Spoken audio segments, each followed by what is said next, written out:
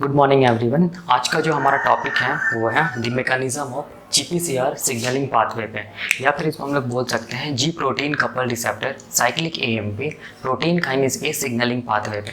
ठीक है, आज हम लोग देखेंगे ये जो जी प्रोटीन कपल रिसेप्टर जो होता है ना, वो कैसे करके सिग्नलिंग पाथवे को शो करता है सेल के अंदर, और कैसे करके सेल में सेलुलर रिस्पॉन्स को कॉज करता है, ये आज हम लोग देखेंगे। ठीक है, तो इससे पहले वाले वीडियो में हम लोगों ने क्या देखा था? इससे पहले वाले वीडियो में हम लोगों ने देखा था जी प्रोटीन साइकिल के बारे में। आप लोग वो वीडियो देख सकते हैं क्योंकि वो वीडियो इससे लिंक्ड है। ठीक है, तो उसका लिंक मैं डिस्क्रिप्शन बॉक्स पे दे दूंगा, आप लोग देख लेना। ठीक है, और इस टॉपिक को पढ़ने से पहले आप लोग को स्ट्रक्चर भी जानना होगा जी प्रोटीन कपल रिसेप्टर का, उस वीडियो का भी लिंक मैं डिस्क्रिप्शन बॉक्स पे दे दूंगा, आप लोग देख लेना। ठीक है, तो अभी इसको समझते हैं कि कैसे करके हम लोग बोलेंगे जी protein couple receptor signalling pathway काम करता है। तो देखो, हम लोग क्या जानते हैं? हम लोग ये जानते हैं कि जो जी प्रोटीन कपल रिसेप्टर होता है ना, वो टारगेट सेल के प्लाज्मा मेम्ब्रेन में होता है। ठीक है, याद कीजिए, हम लोगों ने पढ़ा था ये क्या था? टारगेट सेल है, ये क्या है?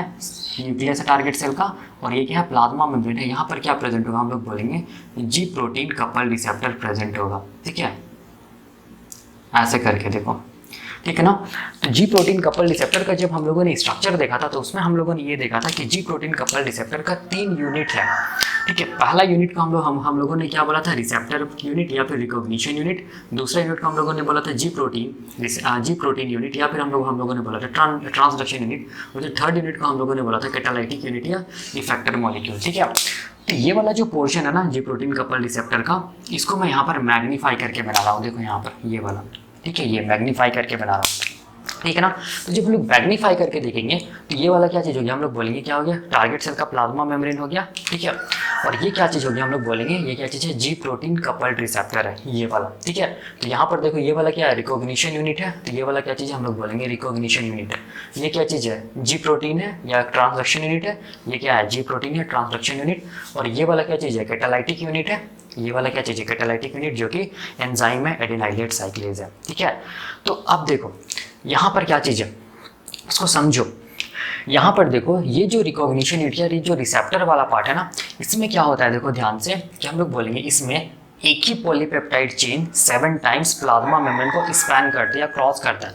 ठीक है, तो ये एक ही पॉलीपेप्टाइड चेन है जो कि प्लाज्मा मेम्ब्रेन को कितना बार स्पैन कर या क्रॉस कर रहा है? 7 टाइम्स। ठीक है, तो देखो ये 1 हो गया, ये 2 हो गया, ये 3 हो गया, 4 हो गया, 5 हो गया, 6 हो गया, 7 हो गया। ठीक है, that is the reason why हम लोग क्या बोलते हैं ऐसे रिसेप्टर को? सर्पेंटीन रिसेप्टर या 7 ट्रांस मेम्ब्रेन रिसेप्टर। ठीक है, तो ये जो रिसेप्टर जो है ना, उसमें देखो हम लोग बोलेंगे 3 लूप का फॉर्मेशन हुआ है। एक को हम लोग क्या बोलेंगे? लूप 1, दूसरा क्या बोलेंगे? लूप 2, और थर्ड लूप को क्या बोलेंगे हम लोग? लूप 3। ठीक है, तो तीनों लूप में से देखो, ये जो लूप 3 है ना, वो क्या चीज़ हम लोग बोलेंगे? उसका कुछ स्पेसिफिसिटी है। स्पेसिफिसिटी ये है कि ये लूप थोड़ा क्या चीज़ है? हम लोग बोलेंगे इलोंगेट है या इलोंगेटेड है। किसकी तुलना में? लूप 1 एंड लूप 2 की। ठीक है, जिसका सिग्निफिकेंस है। ठीक है ना। और देखो यहाँ पर देखो, ये जो लूप 3 है ना, लूप 3 में कौन सा? 6 पॉलीपेप्टाइड चेन, 7 पॉलीपेप्टाइड जो चेन है, वो क्या चीज़ कर रहा है? देखो क्या चीज़ बना रहा है? हम लोग बोलेंगे बाइंडिंग साइट बना रहा है। बाइंडिंग साइट किसके लिए बना रहा है? लाइगेंड, या हम लोग बोलेंगे जो सिग्नलिंग मॉलिक्यूल है, इसको बाइंड करने के लिए क्या बना रहा है? लाइगेंड, सॉरी, बाइंडिंग साइट भी बना रहा है। इसका मतलब जो भी सिग्नलिंग मॉलिक्यूल आएगा वो कहाँ पर बाइंड करेगा? इस बाइंडिंग साइट से बाइंड करेगा। ठीक है ना। तो ये वाला हो गया, हम लोग बोलेंगे रिकॉग्निशन यूनिट या रिसेप्टर का स्ट्रक्चर। ठीक है, दूसरा क्या चीज़ है? हम लोग बोलेंगे, देखो दूसरा क्या चीज़ है? जी प्रोटीन ना। तो जी प्रोटीन के बारे में हम लोगों ने देखा था प्रीवियस वीडियो में। तो अभी बस इतना जानो कि जी प्रोटीन जो होता है ना, वो क्या है? लार्जेस्ट प्रोटीन होता है, जिसको हेटेरोट्राइमेरिक प्रोटीन भी बोलते हैं। लार्जेस्ट इसीलिए बोलते हैं क्योंकि हम लोगों ने देखा था कि ये जी protein more than 300 amino acid से बना होता है।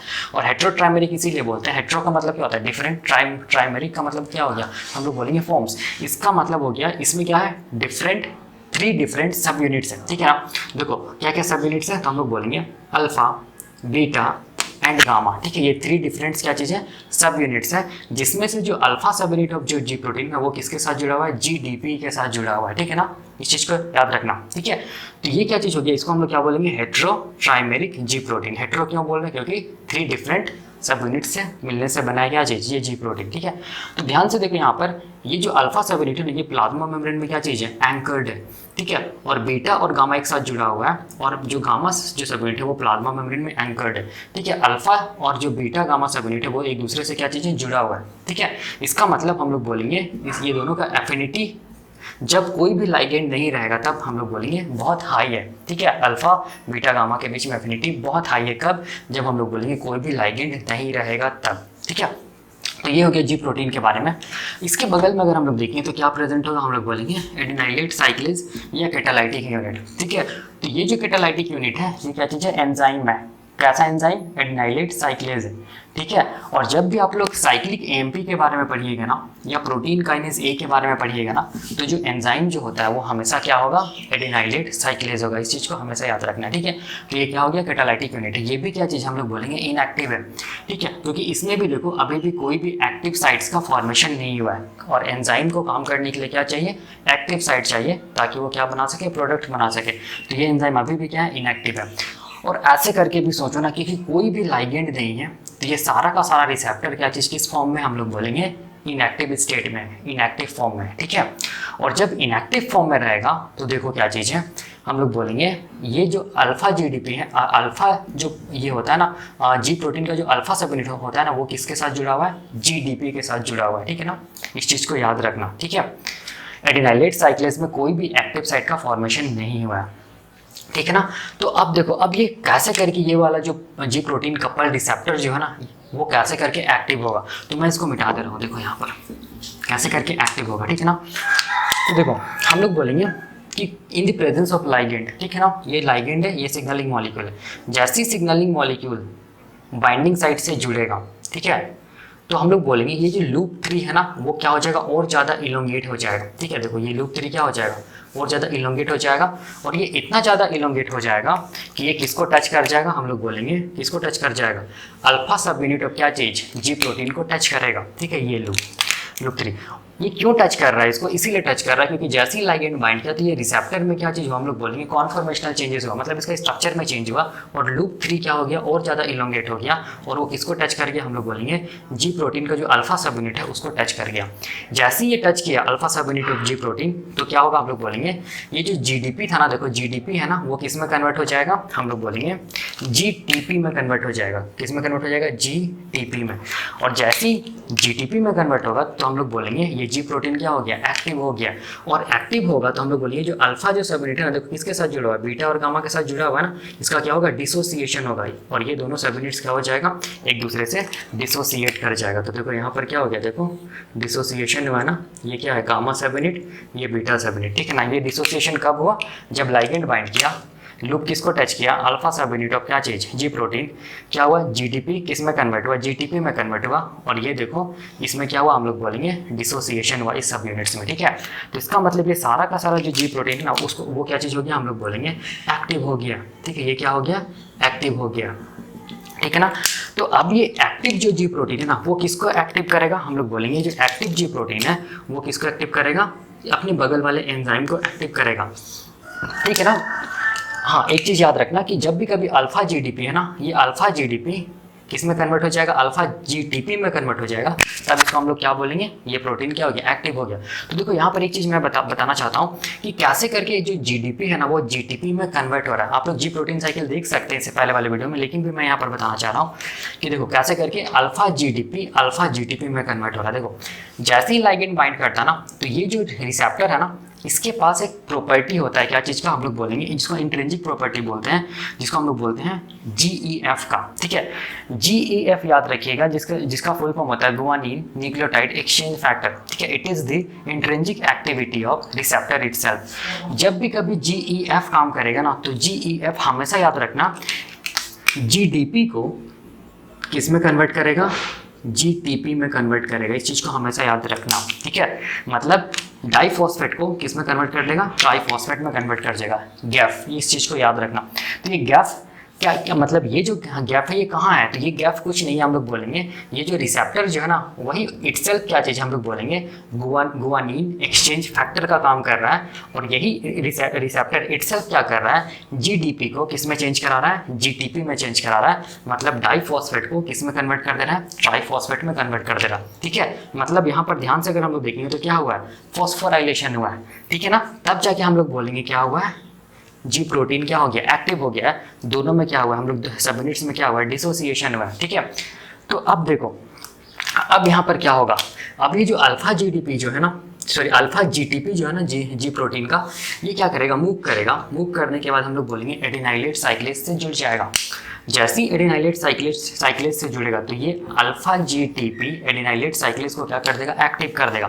तो पता कैसे चलेगा कि एडिनाइलेट साइक्लेज एक्टिव हो गया, ठीक है। तो एक्टिव हो गया, इसका मतलब इसमें ये क्या करेगा, कॉन्फॉर्मेशनल चेंज लाएगा, इसका स्ट्रक्चर में चेंज होगा और क्या चीज़ का फॉर्मेशन होगा, एक्टिव साइट का फॉर्मेशन होगा। ये क्या चीज़ है, एक्टिव साइट। एंजाइम है ना, एंजाइम को काम करने के लिए क्या चाहिए, एक्टिव साइट चाहिए ना, तो ये क्या चीज़ है, एक्टिव साइट है, ठीक है। तो एक्टिव साइट का देखो फॉर्मेशन अगर ध्यान से हम लोग देखेंगे तो किस तरफ हुआ है, टुवर्ड्स किस तरफ, हम लोग बोलेंगे साइटोप्लाज्म की तरफ हुआ है। तो ये प्लाज्मा मेम्ब्रेन है, तो इस तरफ क्या होगा, हम लोग बोलेंगे साइटोप्लाज्म होगा, ठीक है। तो एक्टिव साइट किस तरफ बना, साइटोप्लाज्म की तरफ बना।